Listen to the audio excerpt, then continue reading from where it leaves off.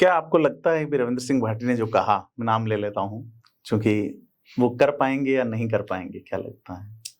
अब बाड़मेर जिले में ही अगर आप देखेंगे जी, पूरे लोकसभा में देखेंगे तो अब वहां की जनता, वहां के मतदाता पश्चाताप कर रहे हैं। जी, मेरा उत्तर एक ही है जी। एक बार आप जनता से जानिए कि आपने ठीक किया गलत किया।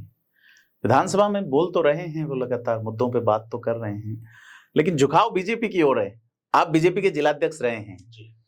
और क्या पार्टी अकोमोडेट करने के बारे में सोच रही है कि विधायक हैं, उम्र पड़ी है देखिए, उनकी? ये तो बड़े स्तर का मामला है, इसके लिए मैं सक्षम भी नहीं हूँ, समर्थ भी नहीं हूँ। भाजपा की कार्यशैली है कि हम निचले स्तर पे बात, निचला अपना जो कार्यकर्ता है, तो निश्चित तौर पे आपको मैं वही मान रहा हूँ कि अब निचले कार्यकर्ता, तो आप क्या सोचते हैं व्यक्तिगत?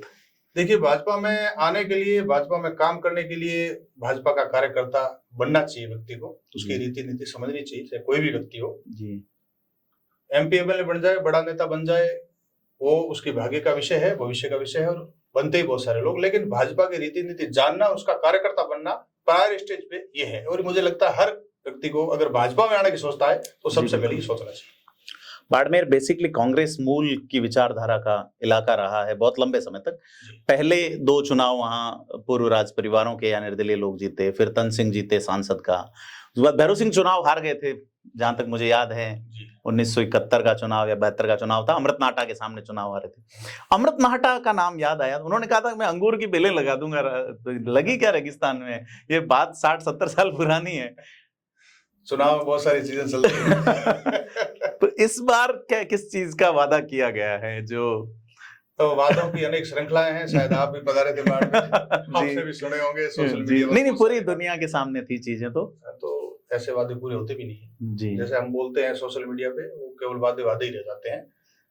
धरातल स्तर पर व्यवहारिक जो वादे होते हैं वो पूरे होते हैं। जिस प्रकार से प्रदेश सरकार में और माननीय भजनलाल जी ने मुख्यमंत्री के तौर पे, मुख्यमंत्री बनते ही 2-4 काम जो प्रमुखता से किए हैं, तो मुझे लगता है कि ऐसा करना हर व्यक्ति के लिए बड़ा मुश्किल है। एक काम आपके वो 20 हैंडपंप वाला भी था सर, वो क्या किस्सा था?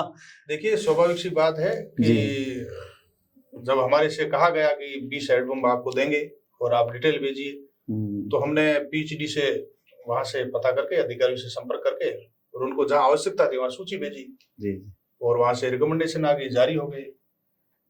तो वो सरकार का है। नहीं, वो 2 हैंडपंप उनको दिए, उसकी क्या उन्होंने डिटेल भेजी थी या ऐसे ही प्रिविलेज? ये भी सरकार ने उनको 2 दिए थे जी जी। तो एक सामान्य सी बात है, वो जानकारी आई थी जी। पर उसके बाद अब 20 सारों को दे दिए एमएलए को सरकार ने, एक बड़ा बजट वाला अभी जो देखे हैं, वो भी सबको दिए जी।